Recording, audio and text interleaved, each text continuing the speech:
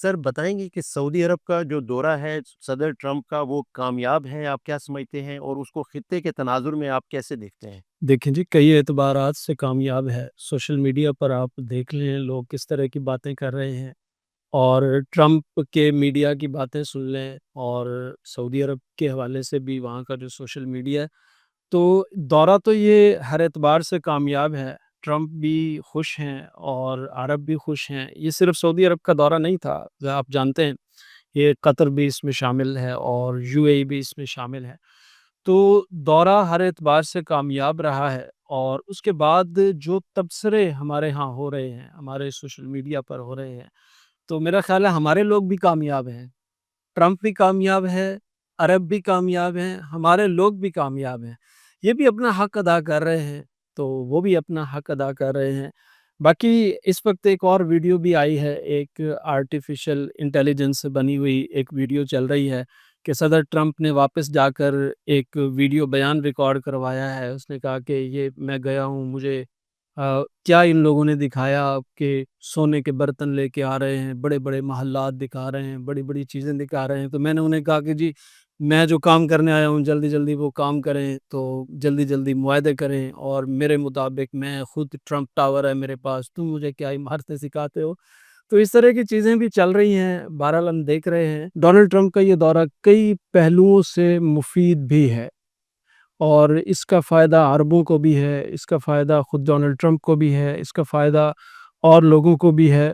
اور اس میں جو خاص طور پر معاہدے ہوئے ہیں، آپ یہ دیکھیں سعودی عرب کی اگر ہم صرف بات کریں تو بڑی تاریخ ہے امریکہ کے ساتھ تعلقات کی۔ 80 سالہ سفارتی تعلقات ہیں، اور یہ تعلقات میں آپ کو بتلاؤں کبھی ختم نہیں ہوئے ہیں، کبھی ان میں تعطل نہیں آیا ہے۔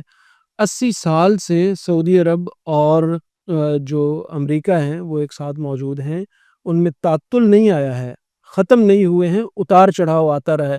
ابھی ریسنٹ جو بائیڈن صاحب کا دور تھا، اس میں سارا تعطل کا دور تھا، سارا اتار چڑھاؤ کا دور تھا۔ جو بائیڈن صاحب نے اپنے دور میں جو تقاریر کی، ریلیاں کی کہ میں محمد بن سلمان کو سبق سکھا دوں گا، میں سعودی عرب پہ پابندیاں لگا دوں گا، میں جمال خشوگی کے حوالے سے یہ کر دوں گا وہ کر دوں گا، تو جب صدر بن گئے جو بائیڈن صاحب تو بڑی سخت مہری رہی سعودی عرب کی طرف سے۔ کوئی بڑے معاہدے نہیں کیے گئے، بلکہ ایک دو بیانات جب پینٹاگون کی طرف سے جو بائیڈن صاحب کے دور میں پینٹاگون کی طرف سے یا وائٹ ہاؤس کی طرف سے جاری کیے گئے، تو فوراً بلوم برگ کو ریاض میں بلا کر شہزادہ محمد بن سلمان نے اچھے خاصے تگڑے بیانات دیے کہ جناب ہم آپ سے اسلحہ لیتے ہیں، ہم آپ اس کے پیسے دیتے ہیں آپ سے، تو اسلحہ تو ہم تو چائنا سے لے سکتے ہیں، رشیا تو پہ بھی رشیا سے بھی لے سکتے ہیں۔ یہ پوری باتیں ہوئیں اس وقت، اور چائنا کے صدر کو وزیر اعظم کو انوائٹ کیا گیا ریاض میں، ان کے ساتھ نئے معاہدے کیے گئے۔ تو آپ نے یہ خبریں یقیناً سنی دیکھی ہوں گی، ہمارے ناظرین بھی اس کو جانتے ہوں گے کہ اس وقت محمد بن سلمان نے کہا کہ ہم چائنا کے ساتھ ین میں تجارت کریں گے، ڈالر میں نہیں کریں گے۔ تو یہ اتار چڑھاؤ تھا امریکہ کے ساتھ تعلقات میں۔ لیکن ٹرمپ وہ کہتے ہیں نا جیسے ایک اور چیز ہے، ایک ایک ایک وکری ٹائپ کا انپریڈکٹیبل کیسے؟ ہاں انپریڈکٹیبل کیس بھی ہے۔ اس کو ہینڈل کرنا پڑ رہا ہے۔ ہر اچھے آدمی کو کسی ایسے آدمی کے ساتھ چلنا پڑ جائے جس کے متعلق آپ کچھ بھی توقع کر سکیں، تو اس کو مینج کرنا پڑتا ہے، اس کو مینج کر کے چلنا پڑتا ہے۔ اور یہ شاید کمالا ہیرس نے کہا تھا یا ہلری کلنٹن نے کہا تھا جب یہ صدر ٹرمپ منتخب ہوئے تھے کہ اب تک امریکہ نے ان کو بھگتا ہے، اب دنیا بھگتے گی۔ تو میرا یہ خیال ہے کہ تھوڑا سا اس کو مینج کرنے کی کوشش کی گئی ہے۔ سعودی عرب نے اپنی چیزیں بھی، آپ نے وہ تمام چیزیں تفصیل سے پڑھی ہوں گی، اس میں بہت کچھ اپنا بھی سعودی عرب نے رکھا ہے کہ یہ جو دفاعی معاہدہ ہوا ہے 142 بلین ڈالر کا، یعنی 1 ارب 42 بلین ڈالر کا جو دفاعی معاہدہ ہوا ہے سعودی عرب، اور یہ تاریخ کا سب سے بڑا دفاعی معاہدہ ہے۔ اس میں سعودی عرب کو اسلحہ دیا جائے گا، سعودی عرب کی جو فوجی صلاحیتیں ہیں ان کو بڑھانے کے لیے اس پہ خرچ کیا جائے گا۔ تو بہت کچھ اس پہ ہوا ہے۔ اسلحہ بنانے کی بات ہوئی ہے کہ اس سے پہلے جو اسلحہ امریکہ سے خریدا جاتا تھا وہ سعودی عرب میں اب بنے گا، اس کا بہت سارا حصہ۔ تو اس طرح کے یہ معاہدے ہیں، تجارتی معاہدے ہیں، تعلیمی معاہدے ہیں، اور پاس اپنے پاس انجینئرز وہاں سے بلا کے ان سے اپنے بچوں کو سکھانے کے معاہدے ہیں، اپنے بچے وہاں بھیج کے ان سے کام لینے کے معاہدے ہیں۔ ابھی میں آپ کو بتاؤں، طیبہ یونیورسٹی مدینہ منورہ میں ہے، وہاں کی ڈاکٹر مروہ البکری ان کا نام ہے، خاتون ہیں، لیڈی ہیں، انہوں نے کینسر کا علاج دریافت کیا ہے امریکی سائنسدانوں کی معاونت سے۔ وہ فلوریڈا میں رہی ہیں، وہ مختلف امریکی یونیورسٹیوں میں پڑھتی رہی ہیں، پڑھاتی رہی ہیں، ریسرچ کرتی رہی ہیں، تو انہوں نے ایک علاج دریافت کیا ہے۔ تو کینسر کا علاج دریافت کر رہے ہیں، اسلحے وہ لوگ بنا رہے ہیں، اپنے آپ کو پروٹیکٹ کر رہے ہیں، اور ایک بہت بڑے، ایک جس طرح آپ نے ایک ورڈ بولا کہ انپریڈکٹیبل شخصیت کو مینج بھی کر رہے ہیں۔ تو دنیا میں ہر اچھا آدمی اسی طرح چلا کرتا ہے جس طرح سعودی عربیہ خلیجی ممالک چل۔ تو یعنی آپ یہ کہنا چاہتے ہیں کہ صدر ڈونلڈ ٹرمپ کا دورہ سعودی عرب صرف معاشی مفادات تک محدود نہیں، بلکہ اسے اگر دیکھا جائے تو براڈر جیو پولیٹیکل ایجنڈا تھا اس دورے کا؟ آپ اس بات سے اندازہ کر سکتے ہیں کہ صدر ڈونلڈ ٹرمپ نے پہلا دورہ خلیجی ممالک کا اور سعودی عرب کا کیا ہے۔ اس کا مطلب صرف معاشیات نہیں ہے، اس کا مطلب صرف یہ نہیں ہے کہ ڈونلڈ ٹرمپ کو وہاں سے پیسے چاہیے اور انہیں وہاں سے اسلحہ چاہیے، وہ تو ویسے بھی مل رہا ہے۔ وہ تو ایک ایسے معاہدے ہیں ان کے، میں نے جیسے کہا کہ جو بائیڈن صاحب کے دور میں تعلقات بہت اچھے نہیں رہے، لیکن اس کے باوجود اسلحہ بھی آ رہا تھا، اس کے باوجود پیسے بھی جا رہے تھے، اس کے باوجود نئے راستے بھی تلاش کیے جا رہے تھے۔ تو بعد میں ٹرمپ آ گئے، اور ٹرمپ کا اور امیر محمد بن سلمان کا، جو سعودی عرب کے وزیر اعظم ہیں، تو ان کا ایک اچھا ریلیشن ہے، تعلق ہے، تو دوبارہ وہ تعلقات بحال ہو گئے ہیں۔ تو یہ تعلقات صرف مفاداتی تعلقات نہیں ہیں، میں نے جیسے کہا کہ یہ 80 سالہ قدیم تعلقات ہیں۔ ابھی چند ماہ پہلے جو سیکرٹری فار انرجی ہیں یو ایس کے، کرس رائٹ شاید ان کا نام ہے، انہوں نے 1-2 ماہ پہلے اس مقام پر کھڑے ہو کر جہاں سے 80 سال پہلے تیل برآمد کیا تھا امریکی کمپنیوں نے، ایک تصویر بنائی اور شیئر کی کہ 80 سال پہلے سعودی عرب میں اس مقام پر ہم نے تیل دریافت کیا تھا، آرامکو کی بنیاد رکھی گئی تھی اور ہم اس پر کام کر رہے تھے۔ آج 80 سال کے بعد ہم اٹامک انرجی کی بنیاد رکھ رہے ہیں اور اسلحے کی بنانے، فیکٹریاں بنانے کی بنیاد رکھ رہے ہیں۔ یہاں پر ہم سعودی عرب میں ایک ایسا کام کرنے جا رہے ہیں جو شاید ماضی میں پورے مڈل ایسٹ میں نہیں ہوا۔ سعودی عرب کو اپنی سیکیورٹی کی ضرورت ہے، سعودی عرب کو اپنے دفاعی معاملات کی ضرورت ہے۔ آپ کو میں تھوڑا سا ماضی میں لے کے چلوں، جب حوثیوں کے ساتھ، یمن کے حوثی باغیوں کے ساتھ سعودی عرب کے تعلقات کوئی اتنے اچھے نہیں تھے، اب بھی نہیں ہیں، لیکن اس وقت حوثی باغیوں کے داغے گئے بیلسٹک میزائلز کو فضاؤں میں ناکام بنایا سعودی عرب نے۔ تو وہ امریکی ٹیکنالوجی ہے، تو وہ اپنے دفاع کو یقینی بنانے کے لیے امریکہ کو پیسہ دیتے ہیں، جو کہ نہ وہ دفاع ناقابل تسخیر ملیشیا بنا سکتا ہے ان کا، نہ انڈونیشیا بنا سکتا ہے، نہ پاکستان بنا سکتا ہے، نہ بنگلہ دیش بنا سکتا ہے، کوئی مسلمان ملک اس کیپیسٹی میں ہے ہی نہیں۔ کہا جاتا ہے نا کہ امریکہ کے غلام ہو گئے ہیں، امریکہ کو پیسے دے رہے ہیں، امریکہ کو دولت دے رہے ہیں، امریکہ کو اتنے بڑے بڑے ڈالرز میں جو ہے وہ معاہدے کر رہے ہیں، تو وہ اس کے بدلے میں اپنا امن بھی تو لے رہے ہیں ان سے۔ یعنی آپ کہنا چاہ رہے ہیں کہ ریلائنس آن ٹیکنالوجی ہمیں امریکہ پر ان کا بہت زیادہ ہے؟ Each and every thing, each and every thing, اس میں صرف کوئی ایک وہ نہیں ہے، میدان نہیں ہے، وہ اپنی سیکیورٹی کو ناقابل تسخیر بنانے کے لیے ہر قیمت ادا کرنے کو تیار ہیں۔ کوئی مسلمان ملک دعویٰ کرے ہم کر سکتے ہیں تو وہ ان کے ساتھ معاہدہ کر لیں۔ کیا اس سے سمجھتے ہیں 142 ارب ڈالر کے دفاعی معاہدے ہوئے ہیں، تو اس سے ایران کے ساتھ جو تعلقات ہیں وہ مزید، آپ کیا سمجھتے ہیں، خطے میں مزید کشیدگی بڑھ سکتی ہے؟ دیکھیں، ایران کا معاملہ تھوڑا سا الگ ہے۔ ایران کے ساتھ تو تعلقات اچھے ہیں، سفارتی تعلقات بھی بحال ہو گئے ہیں، سفارت خانے بھی کھل گئے ہیں۔ رات میں دیکھ رہا تھا جو ایرانی حجاج ہیں ان کا بڑا اچھا استقبال ہوا ہے۔ آئے روز ہم دیکھتے ہیں ایرانی وزرائے خارجہ پہنچے ہوتے ہیں۔ ابھی ریسنٹ آپ نے دیکھا سعودی وزیر دفاع، اہم شخصیت ہیں آل سعود کی، شہزادہ خالد بن سلمان، انہوں نے ایران کا دورہ کیا ہے۔ تو میرا نہیں خیال کہ یہاں کوئی ایران کے ساتھ محاذ آرائی اب نئی ہوگی، ماضی میں یقیناً رہی ہے اور ان پراکسیوں کی وجہ سے رہی ہے، چاہے وہ یمن میں حوثی ہوں، الحشد الشعبی ہو عراق میں، یا فلسطین کی بعض تنظیمیں ہیں یا دیگر جگہوں پر، تو جنہیں ایران پروٹیکٹ کرتا تھا، اسلحہ دیتا تھا، حزب اللہ لبنان میں، دیگر شام میں بشار الاسد کی صورت میں معاملہ تھا۔ تو وہ تمام معاملہ شاید اب ختم ہوتا ہوا نظر آ رہا ہے. حزب اللہ کی بڑی لیڈرشپ ختم ہو گئی ہے، نئی حکومت وہاں پر آ گئی ہے. اس کے ساتھ ساتھ شام میں احمد الشرع آ گئے ہیں. حوثیوں کی صورتحال بھی اب وہ پہلے والی نہیں ہے. تو ایران کے ساتھ تجارتی تعلقات بھی بحال ہو رہے ہیں، سفارتی تعلقات بھی بحال ہو چکے ہیں. تو میرا نہیں خیال کہ اب سعودی عرب اور ایران کے درمیان کوئی بہت بڑی خلیج ہے. تو وہ ظاہر ہے ایک ماضی کی جو رنجشیں ہیں وہ چلتی رہیں گی، لیکن مجھے نہیں لگتا کہ نیا کوئی معاملہ ایسا ہونے جا رہا. کیا سمجھتے ہیں ڈونلڈ ٹرمپ کا جو ٹریڈ ویژن ہے کہ وہ کہتے ہیں کہ جنگیں نہیں تجارت کریں، اور ویژن 2030 میں آپ کو ہم آہنگی نظر آتی ہے؟ ویژن 2030 ڈونلڈ ٹرمپ کی عمر سے بڑا ویژن ہے.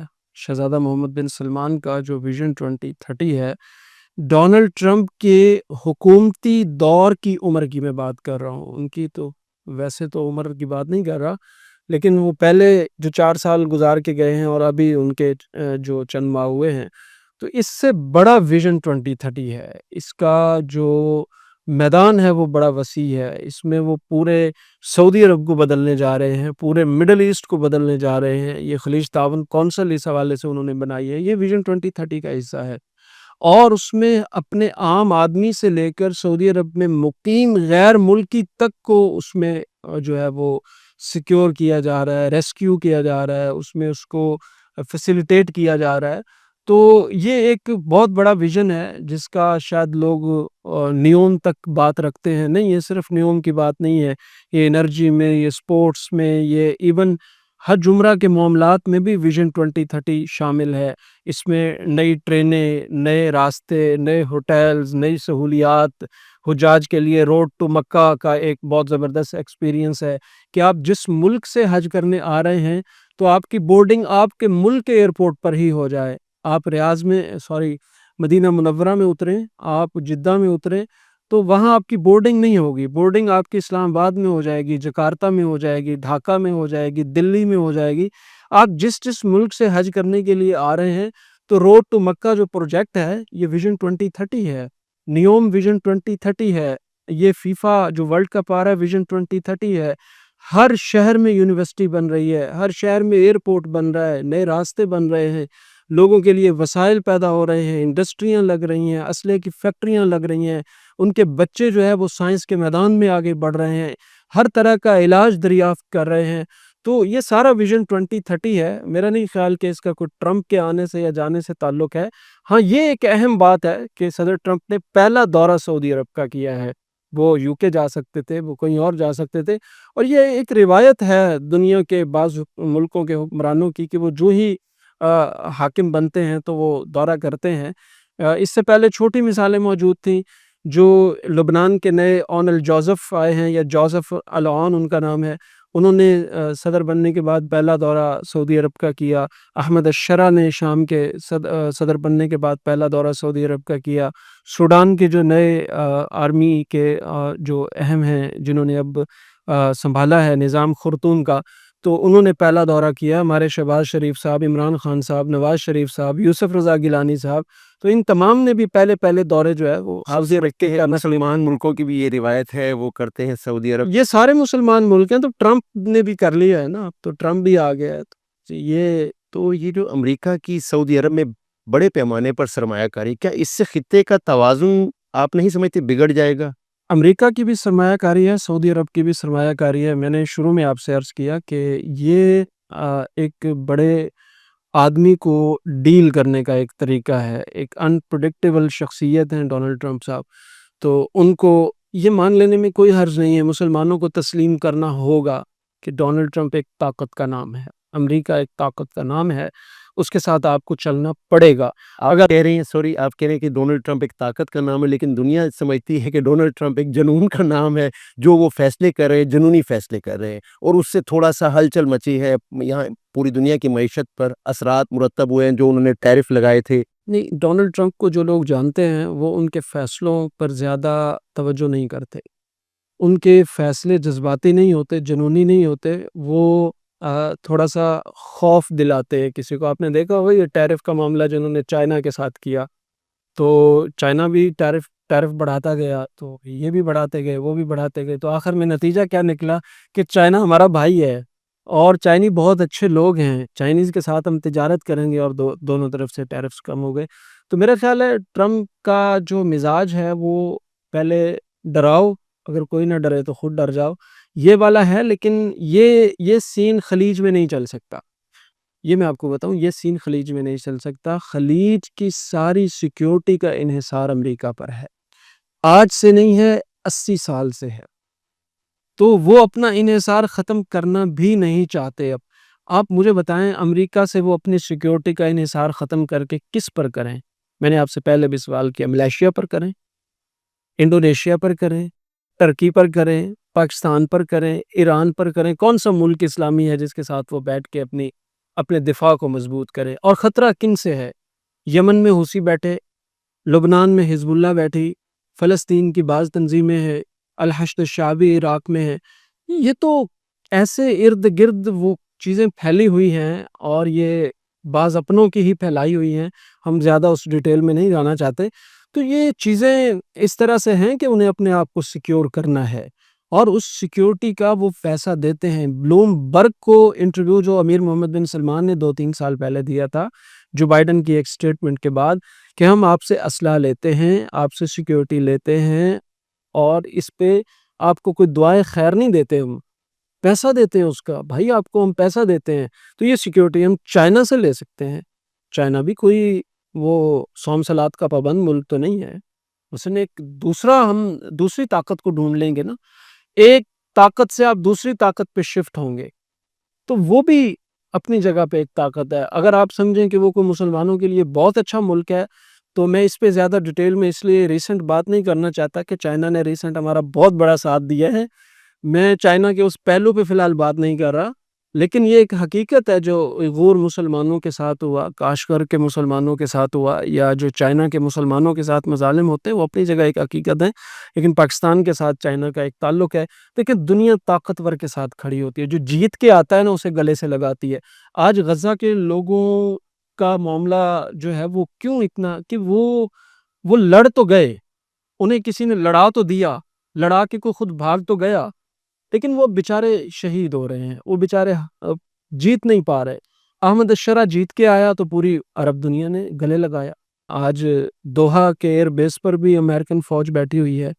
آج سیکیورٹی کے اعتبار سے سعودی عرب میں بھی امریکن فوج موجود ہے، یو اے ای میں بھی موجود ہے.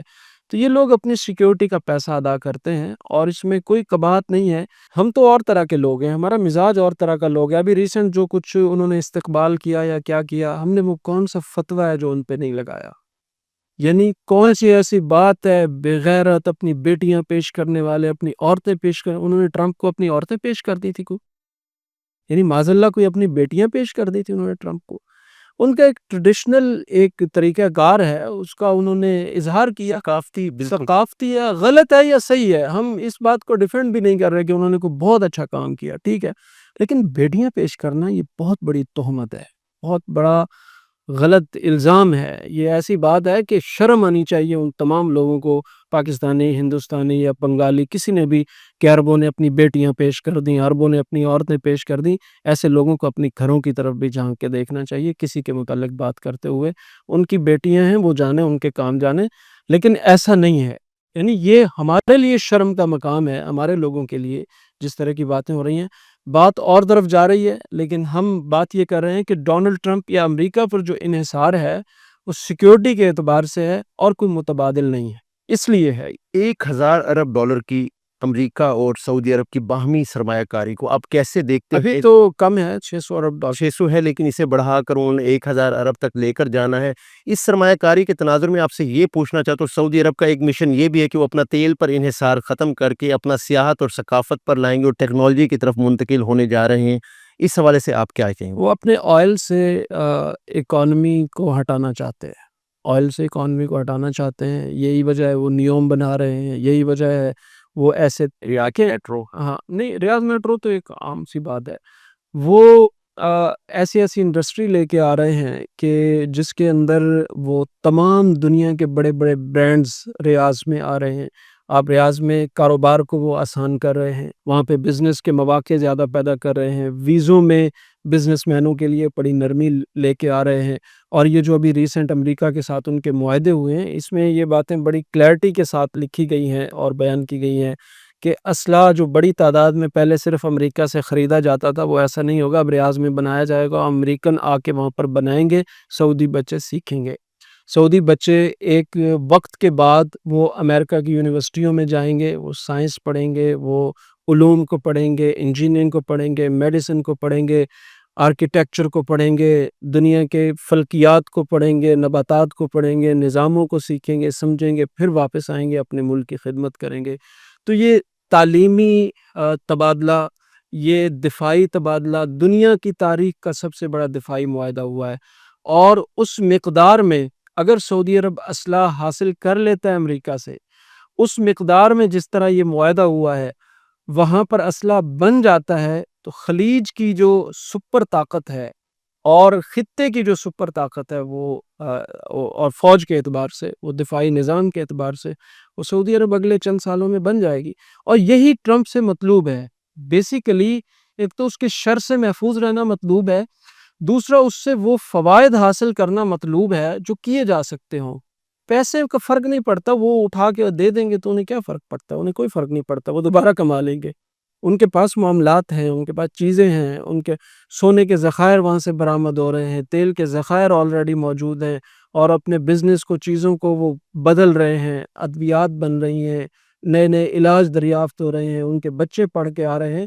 تو یہ وہ معاشی، تعلیمی، دفاعی، صنعتی، تجارتی، یہ تمام وہ انقلابات ہیں، اور اس کے باوجود میں اہم بات آپ کو بتاؤں وہ یہ ہے کہ جو خادم الحرمین الشریفین ہیں ملک سلمان بن عبدالعزیز، جو والد ہیں ان کے شہزادہ محمد بن سلمان کے، انہوں نے یہ کہہ رکھا ہے کہ ہم اپنا دین نہیں چھوڑیں گے، ہم اپنا منہج نہیں چھوڑیں گے، ہم اپنا راستہ نہیں چھوڑیں گے، ہم اپنا طریقہ کار بھی نہیں چھوڑیں گے، اور دنیا میں ترقی بھی کریں گے، سائنس میں بھی آگے بڑھیں گے، اور ان معاملات میں بھی آگے بڑھیں گے، دنیا کے ہم قدم بھی کھڑے ہوں گے، اور اپنا دین لے کے کھڑے ہوں گے۔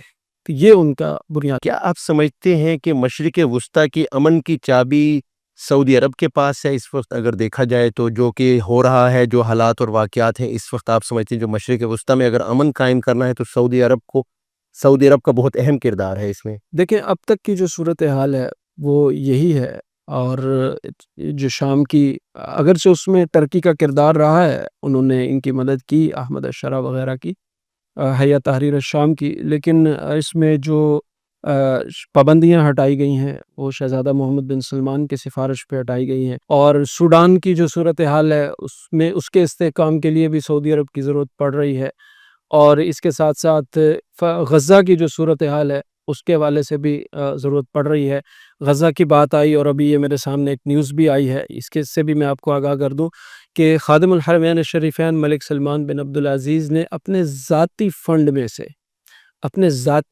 میں سے ہر سال کی طرح، ہر سال ہوتا ہے، 1000 فلسطینی شہداء اور زخمیوں اور ان کے اہل خانہ جو ہیں، یعنی ورثاء شہداء کی میں بات کر رہا ہوں، انہیں حج کروانے کا، سرکاری شاہی حج کروانے کا اعلان کیا ہے۔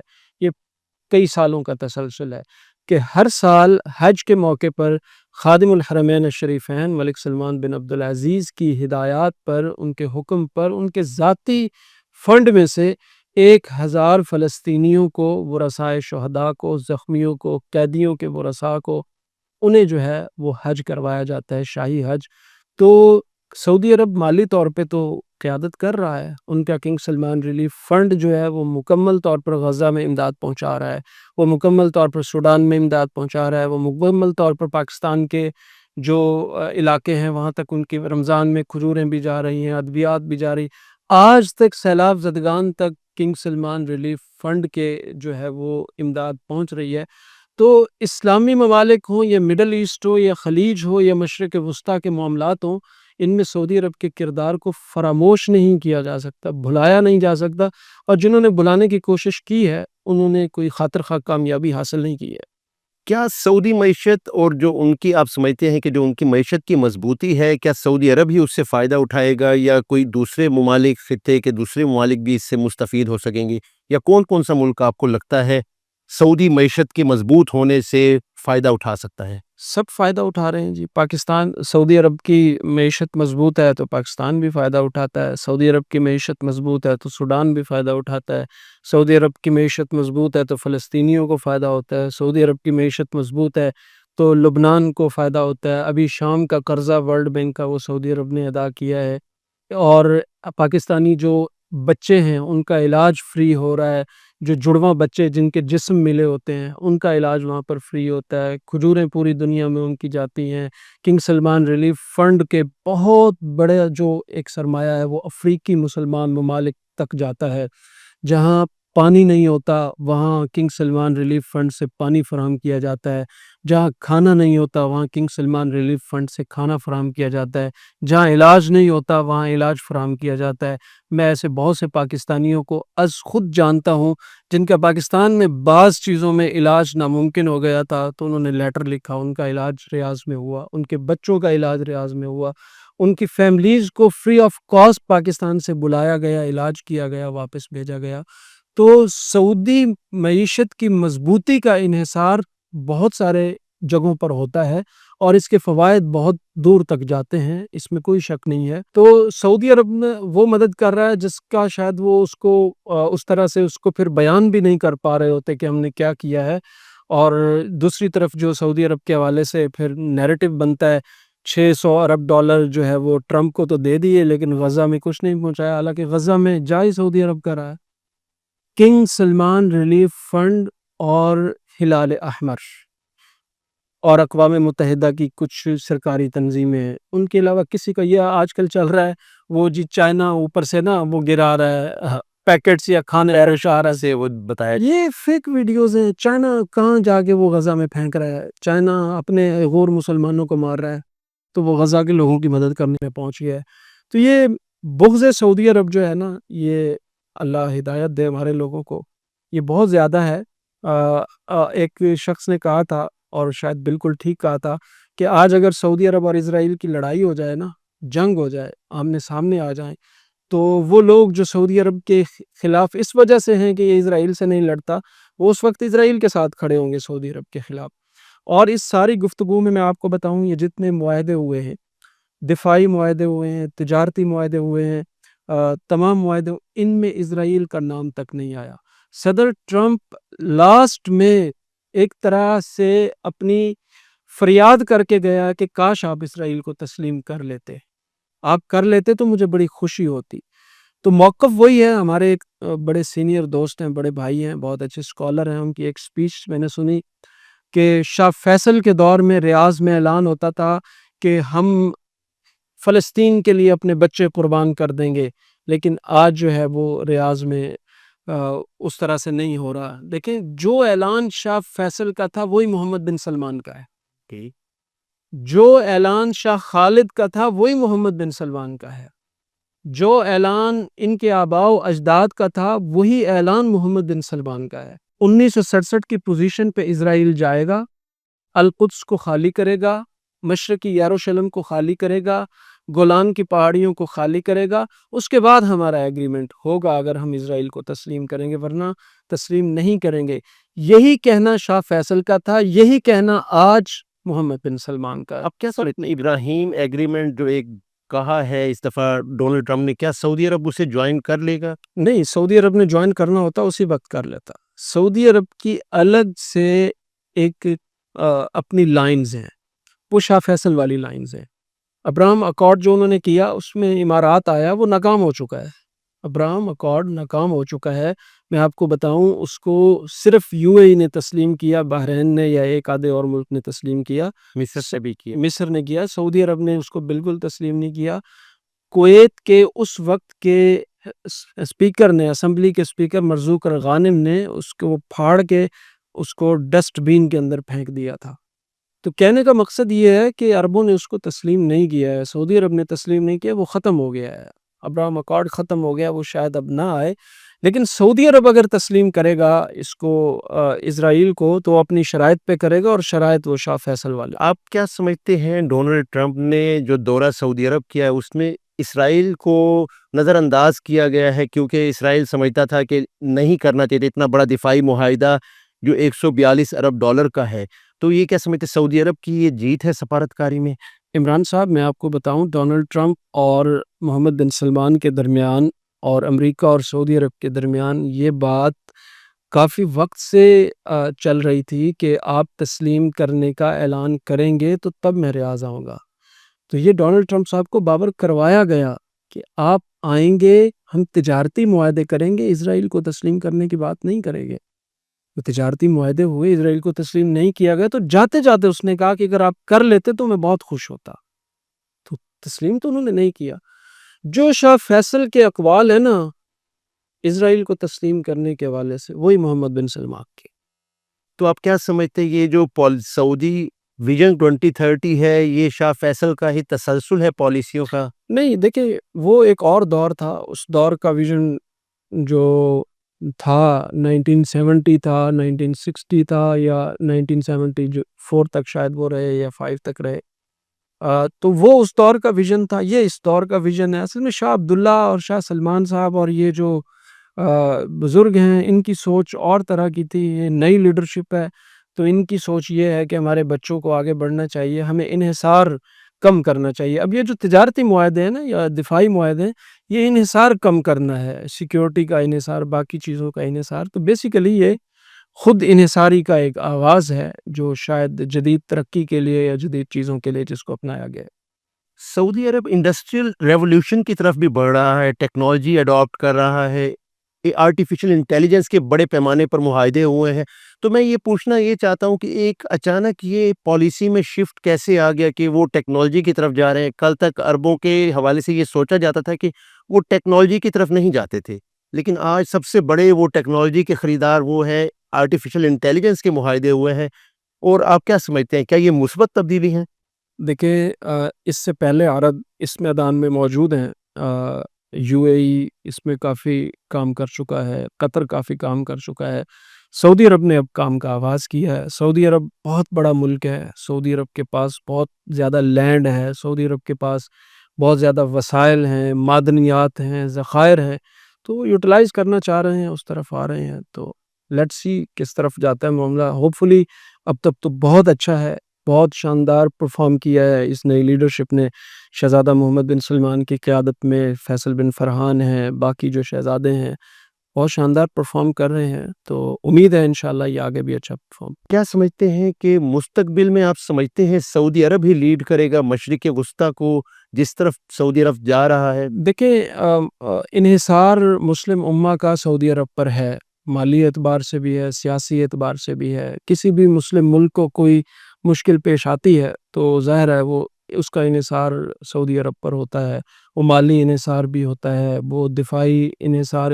بھی ہوتا ہے، وہ سفارتی ضرورت بھی ہوتی ہے۔ اب دیکھیں، ابھی ہمارا جو انڈیا کے ساتھ معاملہ چلا تو اس میں بظاہر تو جو سعودی لیڈرشپ تھی وہ نیوٹرل تھی، اور انہوں نے بھارت کے ساتھ بھی صلح صفائی کی بات کی، پاکستان کے ساتھ بھی، لیکن آپ سعودی عرب کا میڈیا دیکھیں، سعودی چینلز دیکھیں، انہوں نے پاکستانی ایئر فورس پہ جو رپورٹس بنائی، انہوں نے رافیل گرنے کو جس طرح رپورٹ کیا، انہوں نے پاکستانی جو ہمارے آرمی چیف ہیں ان کے اوپر رپورٹس بنائی، انہوں نے پاکستان کے جو فوجی ترجمان ہیں میجر احمد شریف صاحب، جنرل احمد شریف صاحب، تو ان کی جو کوریج ہے جس طرح سے انہوں نے کی، اور وہ ایک واضح لگ رہا تھا کہ وہ ان کا میڈیا، ان کے عوام، ان کے لوگ، سعودیز، عرب جو ہیں، ان کا دل پاکستان کے ساتھ دھڑکتا تھا، دھڑکتا ہے اور دھڑکتا رہے گا۔ اور یہ ایک اچھی تبدیلی آپ سمجھتے ہیں جو سعودی عرب میں رونما ہو رہی ہے شہزادہ سلمان کے دور میں، جو آپ دیکھ رہے ہیں کہ غیر ملکی سرمایہ کاری لا رہے ہیں وہ یہ سعودی عرب میں نئے شہر بسا رہے ہیں، اس سے کیا سمجھتے ہیں روزگار کے مواقع ملیں گے وہاں پر جو نوجوان سعودی نوجوان کو روزگار کے مواقع آپ کیا سمجھتے ہیں وہاں میسر آئیں گے؟ دیکھیں، سعودی نوجوان کے پاس آلریڈی روزگار ہے، اور وہ ہر آفس میں اس کا ایک مین کردار ہوتا ہے، اور یہ باقاعدہ رولز ہیں وہاں کے، سعودیہ کے، کہ وہاں پر جو لوگ ہیں وہ اسی طرح سے چلتے ہیں، ان کو اتنا اس چیز کی شاید پرواہ نہیں ہے، لیکن وہ اپنے لوگوں کو پڑھا رہے ہیں، اپنے لوگوں کو اہم مقامات پر لا رہے ہیں۔ تو ایسے تو نہیں ایلان مسک وہاں تھا، مارک زکربرگ وہاں تھا، وہ چیٹ جی پی ٹی والا وہاں پر تھا، امیزون کا سی او وہاں پر تھا، تو بہت آگے جا چکے ہیں اور وہ بہت آگے جائیں گے، اور صحیح سمت انہوں نے پکڑی ہے۔ ہم جو سوشل میڈیا پہ بیٹھ کے صرف گالم گلوچ تک محدود ہے نا، ہم نے تو کوئی اور ہی سمت پکڑی ہوئی ہے۔ سعودیوں نے، عربوں نے، خلیجیوں نے بڑی بہترین سمت پکڑی ہوئی ہے، اور یہی سمت ہے کامیابی کی، ترقی کی، آگے بڑھنے کی، پروٹیکٹ کرنے کی، نسلیں سنوارنے کی، یہ سمت ہے اور یہ درست ہے۔ شہزادہ سلمان کا ویژن ہے کہ ہمیں جنگیں نہیں کرنی، سفارتکاری سے آگے بڑھنا ہے۔ کیا سمجھتے ہیں اس ویژن کے تحت دنیا میں امن قائم ہو جائے گا؟ کیونکہ مشرق وسطیٰ میں امن کی بہت زیادہ ضرورت ہے۔ اس سے پہلے آپ دیکھتے ہیں کہ آپ کو شام میں بد امنی نظر آتی تھی، اس سے قبل ہمیں اگر آپ جائیں لبنان ہو یا سعودی عرب جنگیں نہیں لڑتا، نہ اس نے جنگیں لڑی ہیں۔ یہ حوثیوں کے ساتھ ان کے کچھ معاملات چلے ہیں جس پہ وہ انہیں کچھ ضرورت پیش آئی ہے۔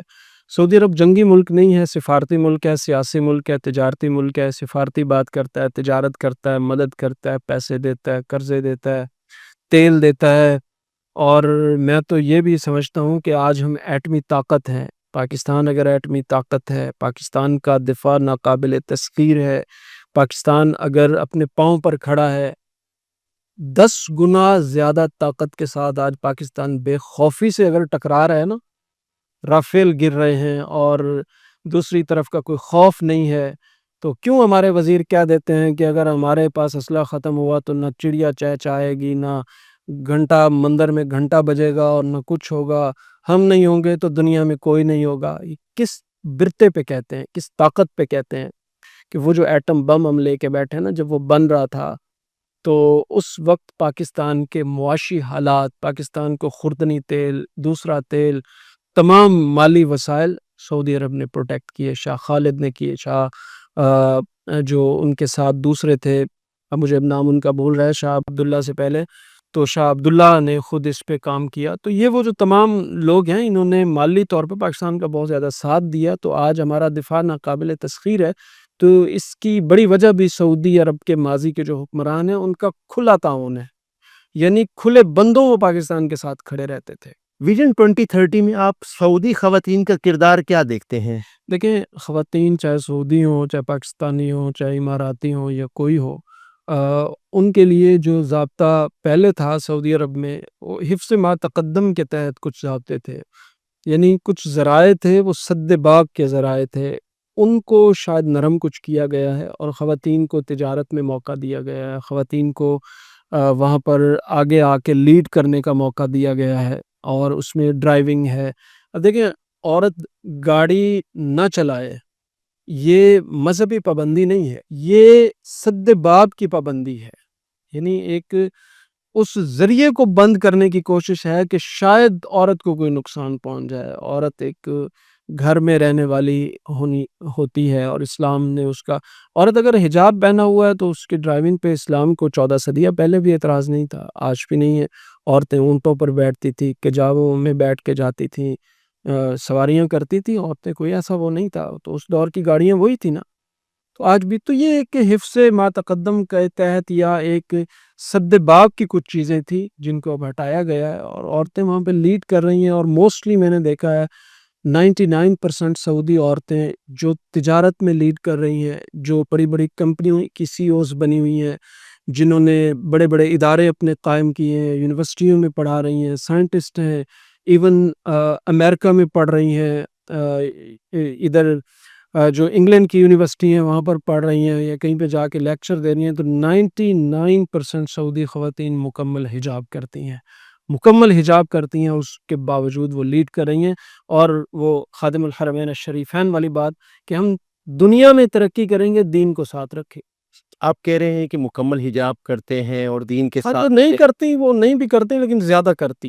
اب ایک بات اور یہ کہی جا رہی ہے کہ امریکی سرمایہ کاری یا امریکی اثر و رسوخ کی وجہ سے سعودی ثقافت میں تبدیلی رونما ہو رہی ہے اور وہ جدت کی طرف جا جی، رہی ہے۔ یہ سوال اور یہ ٹاپک تفصیل کا متقاضی ہے، اس پہ ہم بات کریں گے۔ یہ جو ریاض سیزن ہو رہا ہے یا جدہ میں جو نئی چیزیں آئی ہیں ان میں رقص و سرور کی محفلیں ہیں اور ڈانس ہیں، یہ ایک الگ سے اس پہ پوڈ کاسٹ کریں گے، ہم اس پہ بات کریں گے۔ یہ تفصیل طلب چیزیں ہیں، یہ ویسی نہیں ہیں جیسے ہمارے ہاں بغض سعودی عرب میں ان کو بیان کیا جاتا ہے۔ یہ آپ کا میں اگلے کسی پوڈ کاسٹ اچھا، کیا مقدس مقامات کے تحفظ کے لیے ہم کوئی مشترکہ حکمت عملی اسلامی دنیا سعودی عرب کے ساتھ مل کر اپنا سکتی ہے کہ اس کے تحفظ کے لیے ہم کوئی مشترکہ فورس بنائی جائے؟ کوئی ایسا پلان آپ کو نظر نہیں، آتا تو مقدس مقامات کو سعودی فورسز کی موجودگی میں کوئی خطرہ تو نہیں ہے، سو وہ ٹھیک ہے، وہ سیکیور کر رہے ہیں اس کو۔ ایسا انتظام شاید پوری دنیا میں کہیں پہ نہ ہوتا ہو جو سعودی فورسز کرتی ہیں حج کے موقع پر۔ سیکیورٹی کا جو انتظام ہے، پوری دنیا سے جو لوگ آئے ہوتے ہیں ان کو پروٹیکٹ کرنا، ان کا کھانا، ان کی رہائشیں، ان کی جانیں، ان کے مال، ان کے ایچ اینڈ ایوری تھنگ۔ مثلاً ایسا انتظام آپ دنیا میں کہیں فیفا ورلڈ کپ ہوتا ہے، کرکٹ ورلڈ کپ ہوتا ہے، ٹورنامنٹ ہوتا ہے، کہیں ہوتا ہے، ایک سیزن ہوتا ہے نا جی، 4 سال بعد، 8 سال بعد، 6 سال بعد، 5 سال بعد۔ تو یہ تو سال میں 2 بڑے ایونٹ ہوتے ہیں سعودی عرب میں، ایک رمضان المبارک میں مسلمانوں کا اور دوسرا حج کا۔ اور یہ 25 30 لاکھ کے مجمع ابھی اس رمضان میں ہم نے دیکھے، ان کو مینج کرنا، ان کی تمام چیزوں کو مینج کرنا، تو ان کو بھی مینج کیا گیا، ان کی سیکیورٹی کو بھی مینج کیا گیا، اور ہر سال ہوتا ہے۔ تو میرا خیال ہے اس کے لیے مشترکہ سیکیورٹی کی باتیں کی جاتی ہیں بعض لوگوں کی طرف سے کہ مکہ اور مدینہ کو ڈکلیئر کر دیا جائے، ایک مسلم ٹیریٹری ایک ڈکلیئر کر دیا جائے، اور وہ جس طرح آئی سی سی کی طرز پہ کرکٹ ورلڈ کپ ہوتا ہے یا فیفا، تو مسلم افواج ہوں یا مسلم ممالک ہوں یا وہ ان کو کریں، تو یہ ایک الگ طرح کا تکلف ہے، اس کی ضرورت بھی نہیں ہے۔ اور وہ سعودی شہر ہیں مکہ مکرمہ، مدینہ منورہ، اور اس کا ان شہروں کا تقدس اور ان کی سیکیورٹی اور وہاں جانے والے لوگوں کو جتنا بخوبی وہ لوگ ہینڈل کرتے ہیں اور جتنی ان کی خدمت کرتے ہیں شاید کوئی اور نہ کر سکے۔ ہے؟ کیا ویژن 2030 سعودی عرب کا ویژن 2030 پورے عرب کے لیے اور پوری دنیا کے لیے ایک ماڈل پیش کر رہا ہے کہ اگر آپ نے ترقی کرنی ہے تو اسے آپ اپنائیں؟ مجھے نہیں لگتا یہ 2030 تک رکے گا، یہ 2040 یا 2050 تک شاید جائے، کیونکہ جتنا کام سعودیہ نے پھیلا لیا ہے، تو بیسیکلی یہ ایک ہدف بنا کے ٹارگٹ کر کے اس گولز کو چلنے کی ایک کوشش ہے۔ تو یہ دنیا میں ہوتا ہے مختلف طریقوں سے، اور اس کو سراہا گیا ہے، یہ ویژن 2030 کو یورپ نے بھی سراہا ہے، امریکہ نے بھی سراہا ہے۔ میں نے ایلان مسک کا آپ کے سامنے نام لیا، تو انہوں نے بڑا اس کو کیٹاگوریکلی کہہ رکھا ہے کہ یہ بڑا شاندار ویژن